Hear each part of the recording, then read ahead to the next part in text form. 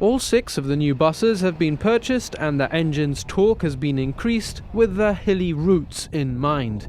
They've also been modified to include sliding entrance doors and independent front and rear air conditioning. Well, I wanted to see this investment for myself. It's an investment not just in transport, it's an investment in the Upper Town itself, in ensuring that people who themselves invest in pre-war property in the Upper Town also have the ability to access their homes, that people who live in the Upper Town as tenants of the government have the ability to move up and down from the Upper Town in a mechanism that is fit for purpose. And I'm very proud with the work that our procurement facilities have done, in the investment we have made and the facility we're now going to be providing. Well, these buses are necessary because we need to provide a better service to the Upper Town. It was clear that the accessibility was not the best, and our aging buses, leave a lot to be desired. These new fleet of buses will provide exactly what we require, which is provide an efficient service, a service of a fleet of buses that can tackle the Upper Town and Alvernia routes. They can tackle the hills and the corners. They're small enough to be able to negotiate the curves. And they provide comfort to the passengers, able-bodied passengers and passengers who require something more from the bus in terms of accessibility, comfort in terms of air conditioning. At a little over £40,000, the new Ford buses cost approximately half what their Mercedes predecessors did, with the added advantage that repairs are expected to take place locally. One of the main concerns was value for money. The buses have also been modified specifically, so the doors aren't manually operated, they're electric, so the vehicles will open. There's side steps that come out as the door opens, allowing easier access to the bus. We have modified a number of these buses with the ramps to allow not only passengers who use a wheelchair, but people who cannot climb steps can actually use these ramps. They have greater torque to be able to manage our Upper Town.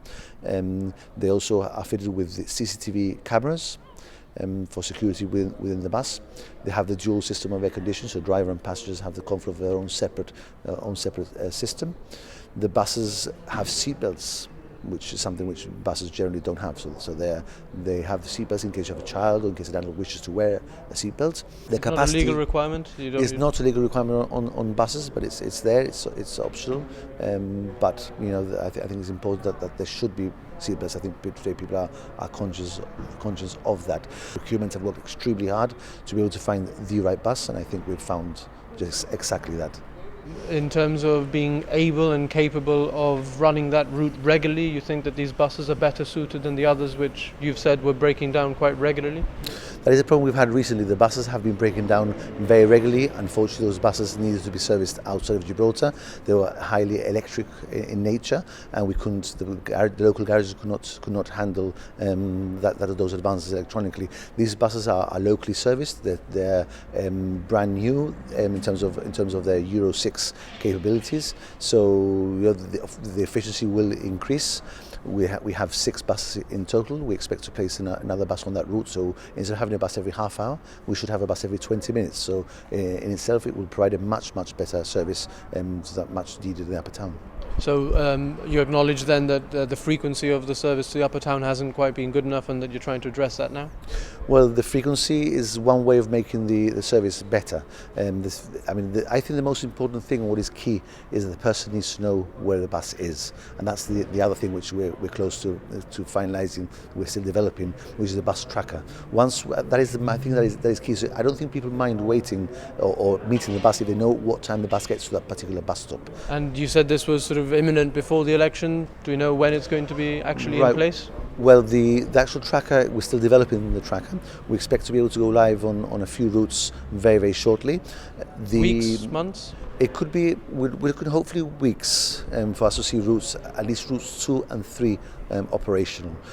Because of Gibraltar's size, it's been a lot harder than we thought it would be. So it's been mainly to do with the development of the system, the software, things that we didn't envisage were going to give us problems, and they have done. And that is why there has been that delay.